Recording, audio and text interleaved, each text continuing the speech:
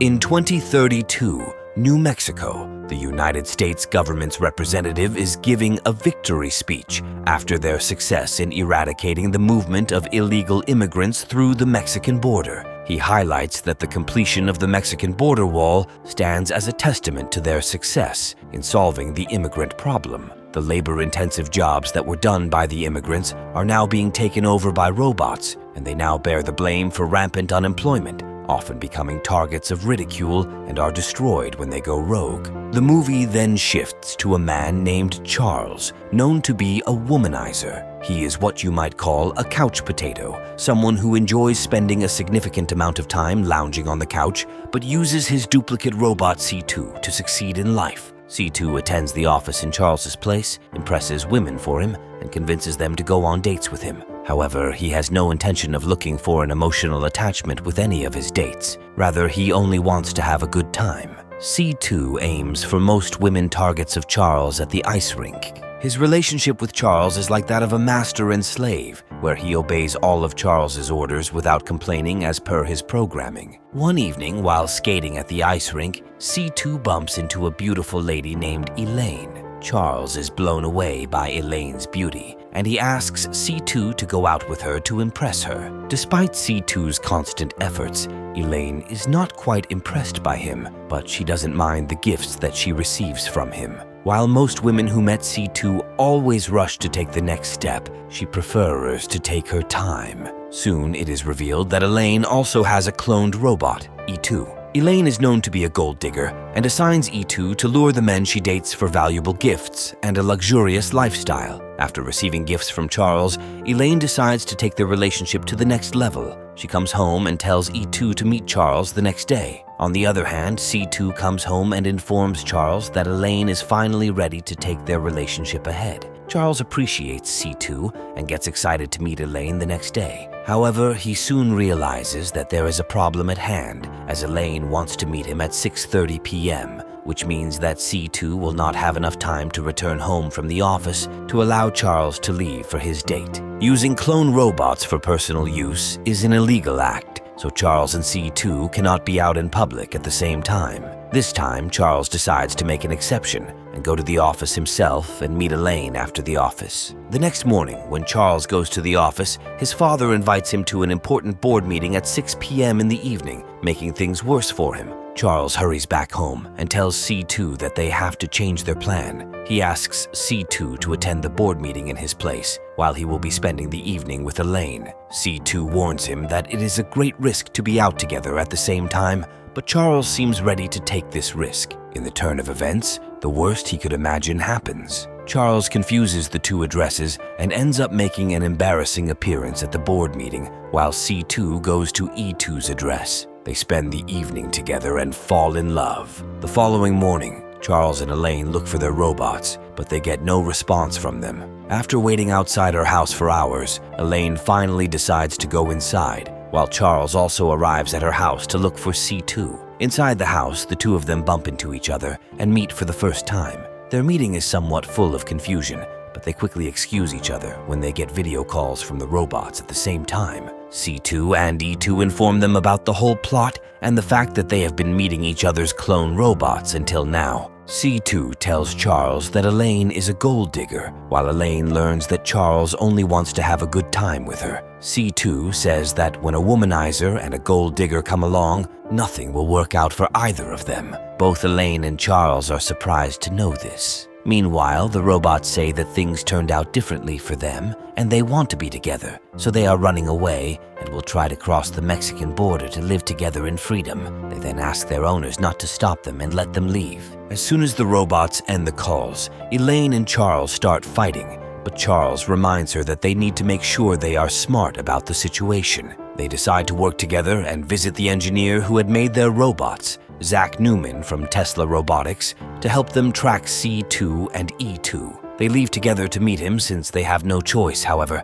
they continue to argue all the way to Tesla Robotics. When they finally arrive at Zach's house, He tells them that they can track their clone robots with the help of the GPS system installed in the robots. However, Zach also tells them that they cannot have their clone robots back in their lives because once robots go rogue, it becomes impossible to control them. The only option they have is to find their clone robots and destroy them to save themselves from ending up in jail. Elaine agrees to destroy E2, but Charles is unable to imagine his life without C2. He excuses himself and goes into a bathroom where he calls his friend Ashley and asks her to help him in kidnapping C2 after they track him down. Sometime later, Elaine and Charles, along with Zach, leave to look for C2 and E2. In the next scene, the three of them arrive at a motel and sneak in quietly. They find both C2 and E2 inside their room. Zach temporarily manages to shut both robots off with his robot gun and takes them to his car. However,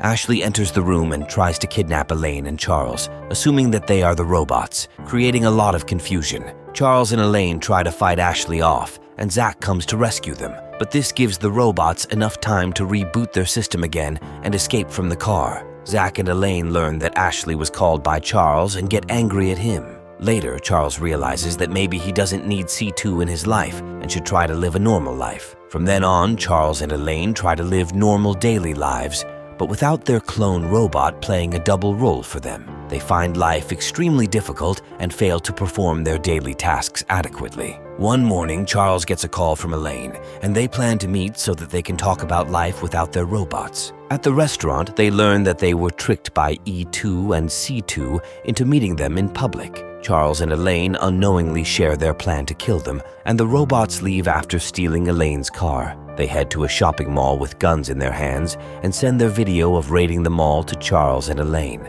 Elaine and Charles now realize that they are in big trouble and decide to leave the country before they are caught by the police. To find temporary shelter, Charles drives to his stepdad's secret cabin in the woods, where he and Elaine spend the night to figure out their next move. They switch off their phones and try to get through the night. Elaine gets mad at Charles for not helping her with anything, and he begins to feel guilty.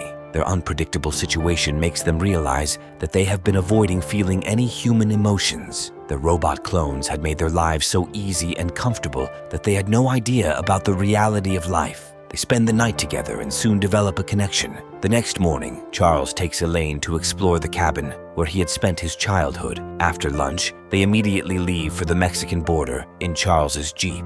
Charles painted his blue Jeep green in the morning to escape from the police, thinking that they might be looking for his blue Jeep. On their way, a police officer stops their car, and Charles starts panicking with the fear of being arrested. To their surprise, the police officer tells them that their brake lights are painted and need to be fixed. Both of them begin to wonder why the police officer didn't say anything about the mass shootout in the mall and quickly turn on their phones. They rewatch the video sent by the robots and realize that it was fake. Their robot clones had managed to trick them once again, making them fear getting arrested and leaving their lives behind. They watch C2 and E2 completely take over their lives and tell the world that they are madly in love on social media. However, everyone remains unaware that they are robots and have taken over someone's life. For the time being, they're out of gas for the Jeep and decide to go to Charles's house in Santa Fe, which is in close distance, to figure out how to get their lives back. They spend the night in their Jeep and wake up to the announcement of Charles and Elaine's wedding. Initially, they are shocked to find that they are getting married, but soon realize that this is the perfect time to bring them down. They crash the announcement party arranged by C2 and E2 dressed as robots. They roam around for a while before catching E2 and C2 in their rooms and manage to shut them once again with their robot guns. They put them in their Jeep and drive away. Before the robots can reboot again, Elaine and Charles throw C2 into a lake. However, he survives and swims out of the lake. Meanwhile, E2 also gets rebooted, but Elaine manages to shut her off again in time with her robot gun, which is now running out of battery. Elaine and Charles decide to hold E2 captive, as she is the only thing in the world that C2 really cares about. They place the robot into their Jeep and carry her to Zach's house. There, Elaine asks Zach to bring out E3, which was created by him for his personal use, as he was obsessed with Elaine. We find out that Zach had an agreement with Elaine to create another clone of her for himself, which is much more obedient than E2. Initially, Zach refuses, but later on agrees, as he is in as much trouble as them. E3 is more obedient than E2, and they will use her to make C2 jealous and trap him. Once ready, Elaine and Charles video call C2 and use E3 to make him believe that her system is modified and that she likes Charles now. Seeing all this, C2 quickly heads towards Zach's house to confront them. He gets on a scooter and modifies it to be super fast. However, a police officer spots him on the road and follows him. On the other hand, E3 tries to be close to Charles, but Elaine and Zach save him. Soon, C2 arrives at Zach's place to save E2, and as soon as he enters the door, Elaine hits him with her robot gun, but it mistakenly turns out to be a paintball gun. Before they can understand anything, the police arrive there as well and arrest Charles and Elaine along with their robot clones, while Zach escapes along with E3. The officer takes them to the police station and locks the four of them up. The senior police officer gets excited to finally have a case that will get him publicity and news coverage. He informs Elaine and Charles that they will be stuck in prison for the rest of their lives, while their robot clones will end up being destroyed. He asks the four of them to bid each other goodbye, as he will be back in the morning with the Federal Robot Enforcement Agency. While the senior officer leaves, Deputy Chavez gets frustrated to see her boss take all the credit for catching the robots, as she was the one who noticed C2 on the road. Inside the lockup, Charles, Elaine, and the robots get jail food, and they feel devastated. Charles tells C2 and E2 that they don't need to worry, as they are not missing much. In reply, C2 tells him that they are robots having limited needs and are programmed to be slaves. Things were different until he met E2, and they fell in love. They are glad that they found each other, and they now know the power of love.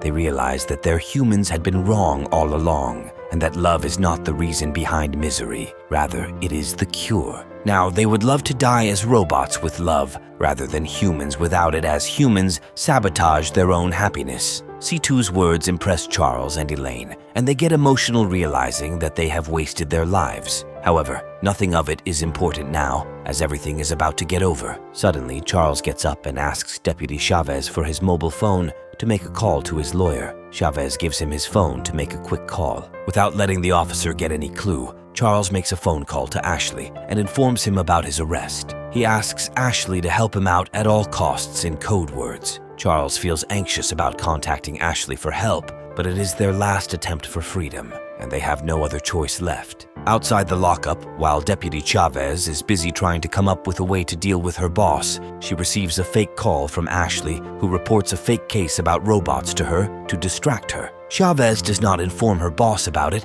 and leaves to handle the case herself. As soon as she leaves the station, Ashley goes inside, takes the keys, and helps Charles, Elaine, and their robot to escape. Ashley offers to kill the robots for Charles, but he tells him that they don't need to, as they might cross the Mexican border together. Charles and Elaine thanks Ashley for his help to get them out of the lockup and leave from there. Ashley assures them that he will take care of all the proofs. The four of them then travel towards the Mexican border, along with C2 and E2, ready to start their new lives with freedom.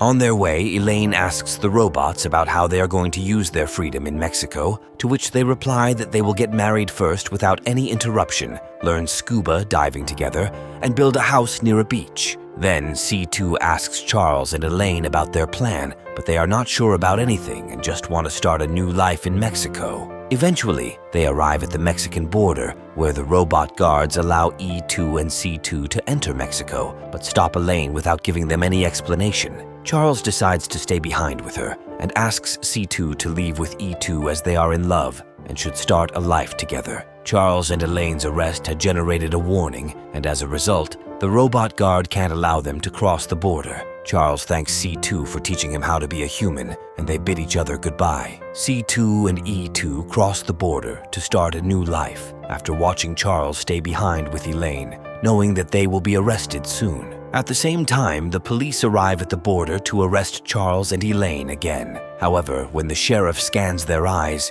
they turn out to be humans. Now they do not have any proof against them to use, as all the evidence and videos from jail were destroyed by Ashley. The senior officer tells the sheriff that they should arrest Charles and Elaine, but she refuses to do so. She asks the senior officer for proof, but he fails to provide any. The sheriff scolds the senior officer for arresting innocent people without any proof, and asks him to never call her again for any case, embarrassing him. As the police leave, Charles and Elaine take a sigh of relief, as they are not going to end up in jail for the rest of their lives. Now, they do not waste a second to confess their love for each other, all thanks to their robot clones, who made them realize the importance of love and emotions. The scene then changes to their wedding, where they get married among their families and friends. They prove C2's words wrong, that when a womanizer and a gold digger come along, nothing will work out for either of them. Thanks for tuning in. A thumbs up would be amazing, because I've got some bills to pay. Back in my bag and I gotta brag, I do this shit for real. When we was down and we had nothing, we had to share a meal. We put the shit in overdrive with no steering wheel.